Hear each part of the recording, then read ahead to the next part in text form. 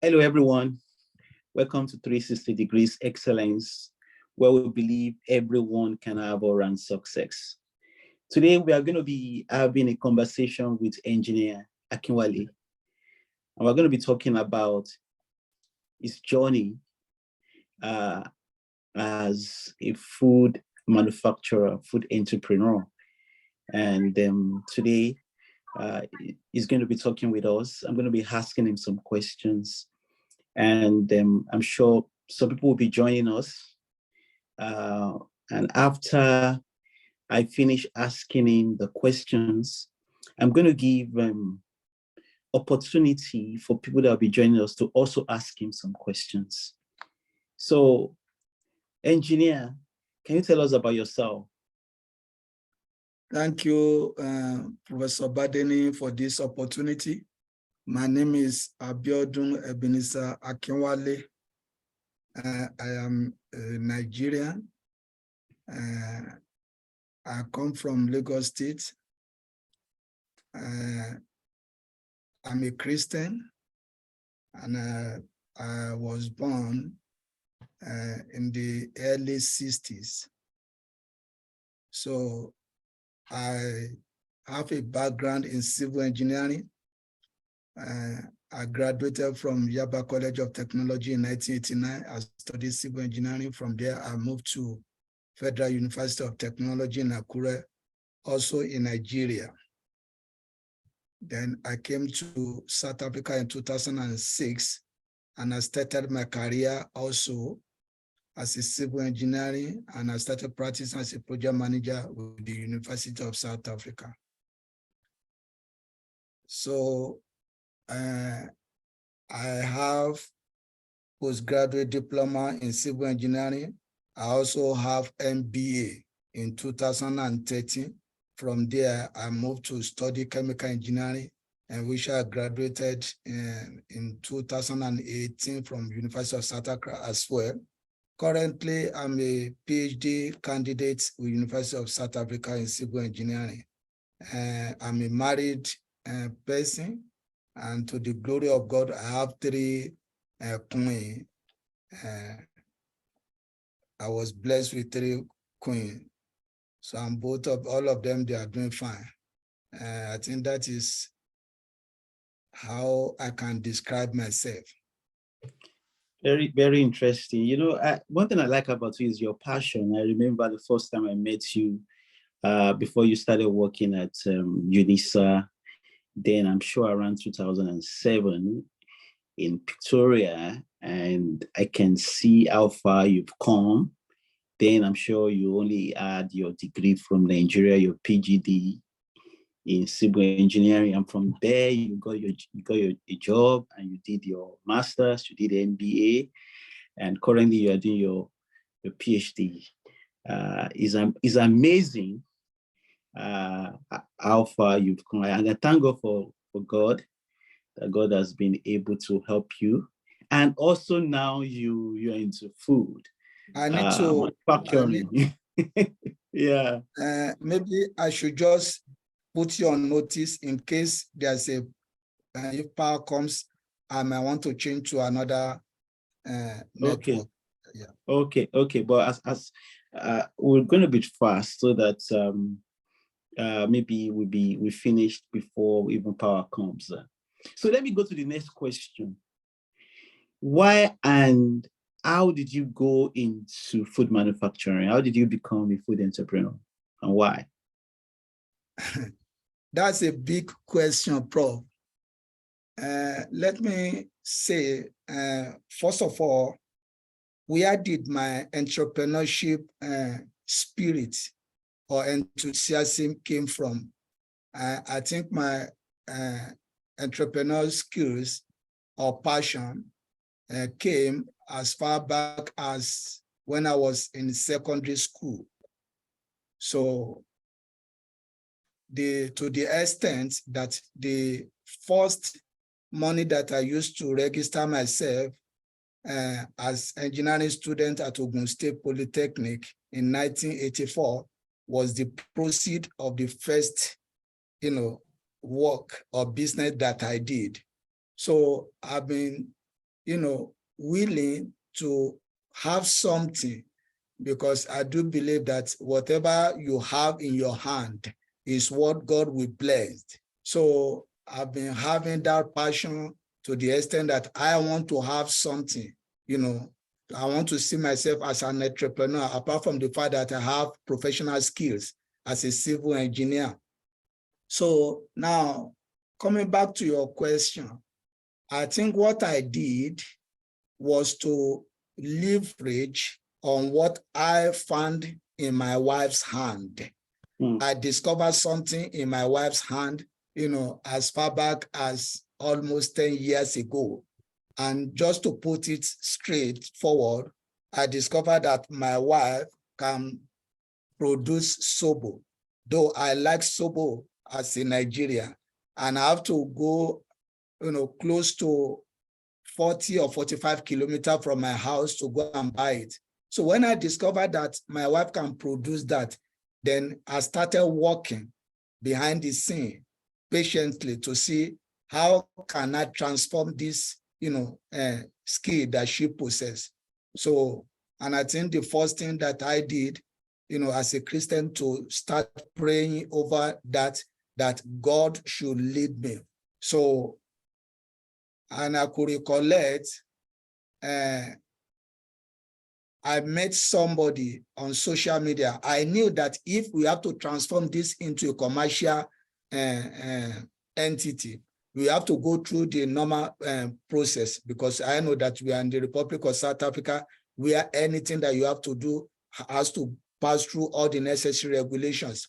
So I met somebody on social media, linking to be specific. So, and I discovered that that lady is a food specialist. In fact, she graduated from University of South Africa with master. So, and I started having communication with her to say, this is what I have in mind. To what extent can she assist? So I booked an appointment with her. I also discovered that she's a married woman. I said, when you are coming, can you please come with your husband? So eventually we discovered that we are from the same church and we are from the same parish. So the journey of formalizing that process began. And she was the one that God used, actually to take us through the regulatory compliance process with the government. So that is one aspect of the journey. The second aspect of the journey was that when I informed my wife what was going on in my mind in terms of what I discovered from her, so she was of the opinion that probably we can be doing it. In fact, her view is that we can do it in a traditional manner. But as somebody who is an engineer who understands the processes and the procedures, so I said, no, this thing have to be done in a scientific way. Not only that, we have to follow government process. So we agree, and that is how the journey started. So maybe I should stop from there. Yeah. Thank you so much for letting us know how you were able to come up with that idea. Okay, and your entrepreneurial skill also started far back when you were in secondary school. Very, very interesting. And also you've been able to identify what your wife has, the skill your wife has, the idea your wife has already, it's very, very interesting that you were able to identify that and you were able to prioritize that and turn it into a business, into a successful business. So there's something people always talk about. People talk about funding. If I want to start a business, how do I get funding? How do I raise capital? Then how have you been able to raise capital?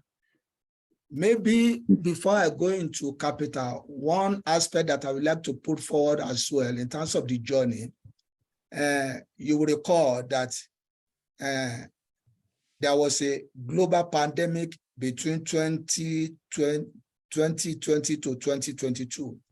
So this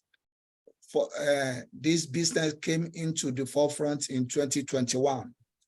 And the agitation to begin production started when I discovered that there's what we call immunity. I never know the meaning or had the word immunity. So I discovered that majority of the people that were affected by the COVID-19 were as a result of having low immunity, and having low immunity has to do with what you eat. So we started receiving a lot of information on how to improve your immunity as an individual. So, and that actually gave me the courage, to say, okay, because I know what the health benefits of consuming sobo, then I got the courage that I can proceed. So, and that was what led us, to summon the courage, and we actually launched the products in 2021 in the middle of COVID, to be specific, I think April 23, 2021. So having said that, you asked questions about the funding. It's a tough question because as we speak, I've been using my personal money. I've not been privileged to get external funding, though I've started the process, because I know that the first thing that you need to do is to develop a business plan and for you to be able to have access to external funding. But so far, so good. For the past close to 2 years now, I've been using, my personal funds, to actually proceed with this particular important project. Thank you for that, for the answer to that question. Yeah, most people too that start their business, maybe start from their savings.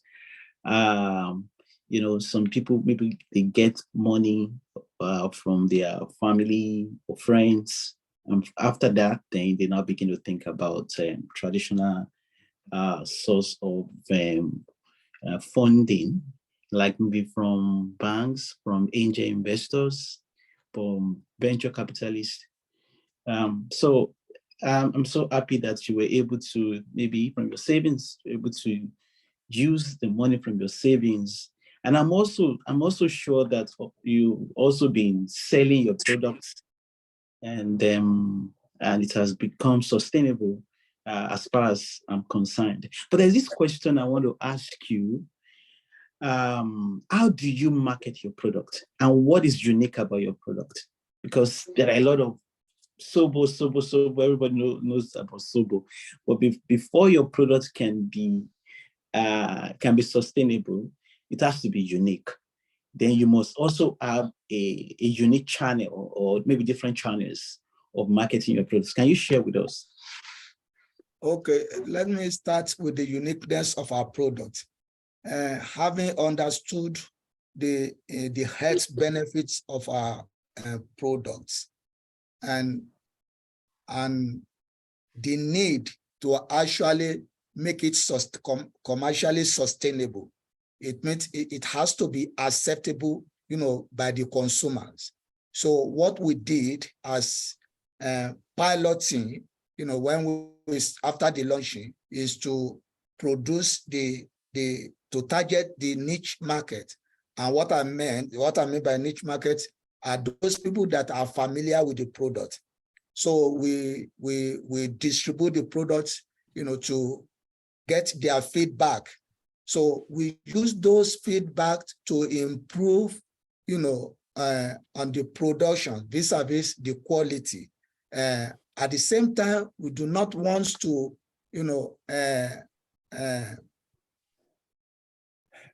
we are conscious of, like I said, we are conscious of the health benefits. So we don't want to make it, a product that is more acceptable in terms of the sugar, so to say. So we ensure that the products, because we try as much as possible to get some scientists on board to make sure that the components are well grounded together, and to be able to have customer satisfactions. So we play around that, during that process to ensure that the product is well acceptable by the customers, and based on the feedback that we receive. So we believe that we've got a product, and that's one of the things that encourages us, to move into the market to start producing at a commercial quantity. So you talk about how do we market our product. Currently, we are still within the niche market, and what I meant are the let me use West African restaurants that are based in South Africa that people are patronizing. So these are the current markets that we are, servicing at this point in time. So we also have in mind, to target the major market. And when I say what I mean by major market are the South Africans. So we are in the process of improving this particular product to actually meet the South Africans' taste. And that is where we are currently, on. Very interesting. One thing I like about you is you being able to reach out to experts to see how you can keep developing your products. I remember there was a time you reached out to me about trying to reduce the sediments from your products, and I'm encouraged by that because you keep, developing your products, and continual improvements is very, very important. And I see your products going places. I see your company keep on, making progress. I just want you to keep that up, doing that, and also trying to also get to other markets. Like you say, you're trying to maybe go to allow your product to be in other retail outlets that South Africans have access to. They will be able to buy the products. Is very, very important. And there's something you didn't talk about. Sobo is high in antioxidants, is high in phytochemicals, and they are very, very good. Phytochemicals and antioxidants are good for people that are trying to not to have cardiovascular disease, and it can also help people to reduce their high blood pressure. So it has a lot of benefits. Very interesting products that I also like. And I also want to ask you this question. And that's going to be my last question before I, give opportunity for those that may want to ask questions from you. So what advice do you have for people that are trying to go into the food business? Well, my advice to whoever that is interested to be, let me say, to be an entrepreneur, not necessarily a food business or food processing business. You will agree with me that as an African child, there are a lot of challenges that an African child faces. In this continent, we do not have much opportunities. The little opportunities that is available are being taken away, eroded, or damaged or removed by our leaders. And that is one of the reasons why we have a lot of poverty and unemployment in the continent. So the question that must find resonance within us is that how do we improve our standard of living? So one of the ways that we can improve our standard of living is to see how do we participate in the economy within the continent, within the country that we find ourselves. So, and that have to make us to think outside the box. We have to get to that level to begin to think outside the box. How do I participate in the economy? So, and you have to begin to look what is in your hand, what is your passion, what is it that you can do, how can you contribute, what do you have that you can put there into the market.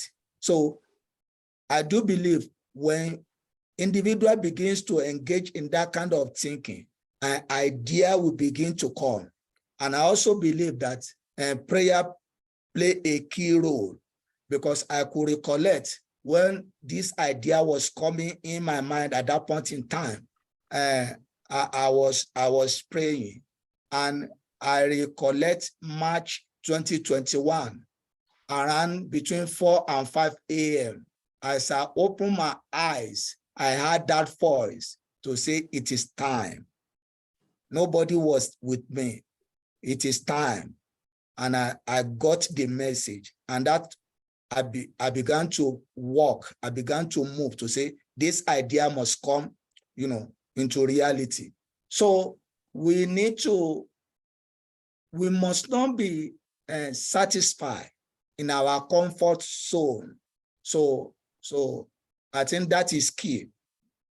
Then another point I want to raise is that when you have an idea as a prospective entrepreneur, you don't keep the idea to yourself, because there is no way you can go through those ideas from the initiation to the implementations. You need people. So you need to associate yourself with quality people. So you need to draw quality people onto yourself. And I think I would like to acknowledge one of the people that God used.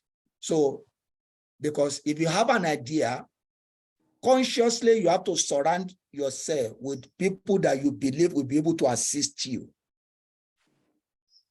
And one of the first person that that God connected me with is also an engineer, but he's an electrical engineer. His name is Deji Adeyemo. I believe you know Deji Adeyemo. So he's an entrepreneur, he's a electrical engineer, he's a successful businessman. So I think I met him on social media as well around 2019 or 2020, I think 2020, during COVID as well. So, and when he was making a presentation, I could feel that I have so much commonality between myself and him. So I scheduled a meeting. And when I told him what was going on in my mind, immediately he had confidence in what I was sharing with him. That confidence that I saw in him about my product is what brought us to this phase of our product. And because right from that moment, he never stopped sharing his experience with me. In fact, I see him as a mentor because he believed in what I was doing. So that helped us a lot. Yes, we have an idea, so we knew what we want to do, but you need somebody who will accept what you are doing. You need somebody who will take you through the journey. So he is one of the people. So I just want to put those two things forward. Thank you so much for telling us about the importance of prayers. It's very, very important. And also surrounding yourself with people is very, very important. Network, you need people in your life. And we can see how those factors have really helped you.